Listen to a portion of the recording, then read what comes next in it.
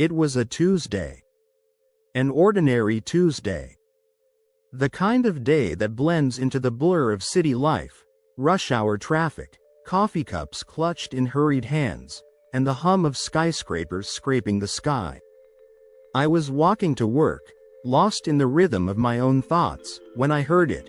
A sound so faint, so desperate, it cut through the noise of the city like a knife. A kitten's cry. At first, I thought I was imagining it. After all, what kitten could survive in the heart of this concrete jungle? But then I heard it again, a high-pitched, trembling meow that seemed to come from above. I stopped dead in my tracks, my eyes scanning the towering building beside me. And there it was. 20 stories up, clinging to a ledge no wider than my hand, was a tiny ball of fur. A kitten. Its paws slipped as it struggled to hold on, its golden eyes wide with terror. Time froze. The world around me, the honking cars, the chatter of pedestrians, the blare of sirens, faded into silence. All I could see was that kitten. All I could feel was the cold grip of fear squeezing my chest. What could I do? I was nobody, just another face in the crowd. But in that moment, I knew I couldn't walk away. This was a life hanging by a thread, and I was the only one who seemed to notice. The crowd gathers. A test of humanity. Within minutes, a crowd had gathered. People craned their necks, smartphones raised to capture the tragedy unfolding above. A woman beside me gasped, "Oh my God, it's going to fall." A man in a suit muttered, "Someone should do something." But no one moved. No one even dialed for help. I fumbled for my phone, my fingers trembling as I called 911. The operator's voice was calm, almost robotic. "Animal control has been notified. They're on their way." But how long would that take? The kitten's paws were slipping further, its claws scraping against the concrete ledge. Each second felt like a lifetime. A teenage girl beside me was live streaming the scene. "Look at this, guys," she said to her phone. "This kitten's about to die, and nobody's doing anything." Her words stung. Was I just like her? Standing there, watching, waiting for someone else to act? That's when something inside me snapped. I pushed through the crowd, my heart pounding like a drum. "I'm going up there," I said to no one in particular. A few people scoffed. "You'll get yourself killed," someone shouted. But I didn't care. I couldn't let fear paralyze me, not when a life was at stake. The security guard. A battle of wills. The building's lobby was a fortress of marble and glass. A security guard sat behind a desk, his eyes glued to a monitor. I sprinted toward him, breathless. "There's a kitten on the ledge outside. I need to get to the roof." He looked me up and down, unimpressed.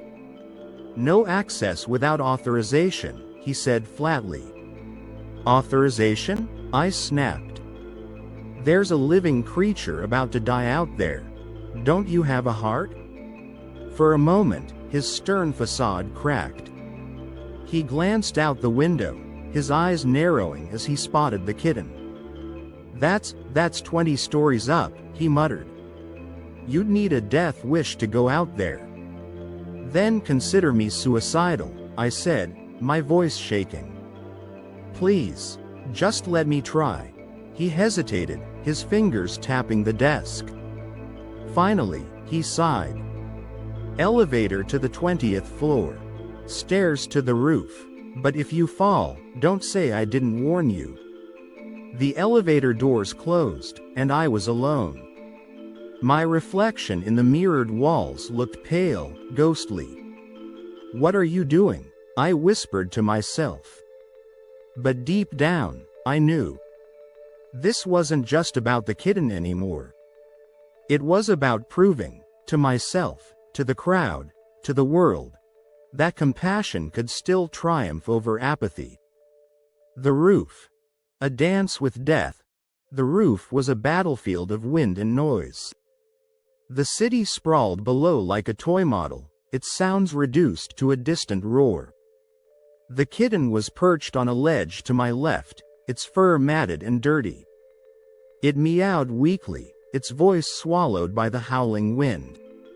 I dropped to my hands and knees, crawling toward the edge. The concrete was cold and rough against my palms. "It's okay," I whispered, though I wasn't sure if I was talking to the kitten or myself. "I'm here. I'm here." Every inch forward felt like a mile. The wind tugged at my clothes, threatening to pull me over. Below, the crowd had grown. Tiny faces stared up, their phones glowing like fireflies.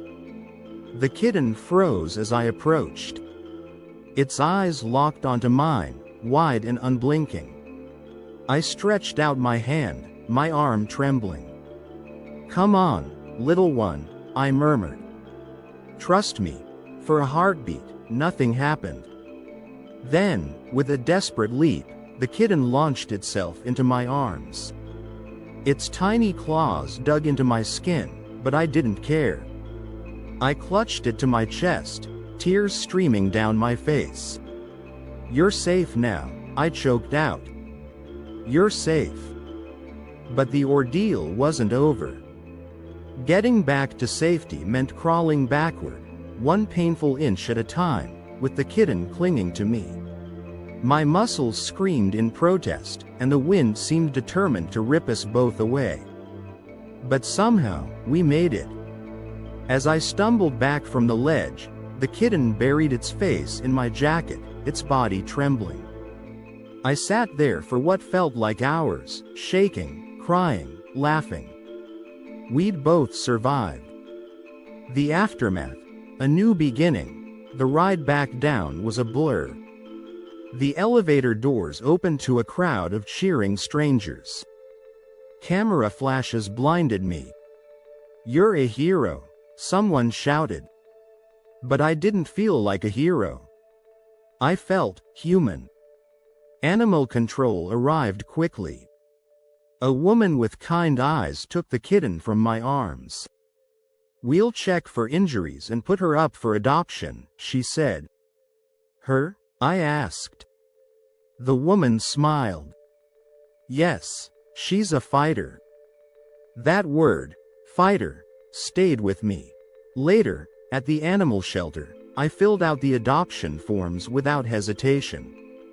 The kitten, now named Luna, slept in a sunbeam, her tiny paws twitching as she dreamed. The vet told me she was malnourished but unharmed. "She's lucky you found her," he said. But I knew the truth. I was the lucky one. Luna had given me something I'd lost, a reason to believe in courage, in hope, in the power of a single act of kindness. A message to the world. Today, Luna sleeps curled at the foot of my bed, her purrs a gentle reminder of that fateful day. People call me a hero, but heroes don't tremble on ledges or cry in elevators. Heroes don't doubt themselves every step of the way. The truth is, courage isn't the absence of fear. It's the decision to act despite it. That day, I chose to act. And in doing so, I saved more than just a kitten. I saved a piece of my own humanity. So the next time you hear a cry for help, however small, ask yourself, will I stand and watch? Or will I dare to act? The world needs more everyday heroes. Maybe, just maybe, you're one of them.